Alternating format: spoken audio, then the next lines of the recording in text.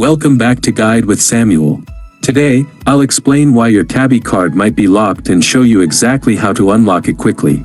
First, common reasons for a locked card include missed payments, suspicious transaction activity, or exceeding your credit limit. Next, the fastest way to check and unlock is through the Tabby app. Open the app and go to your card section.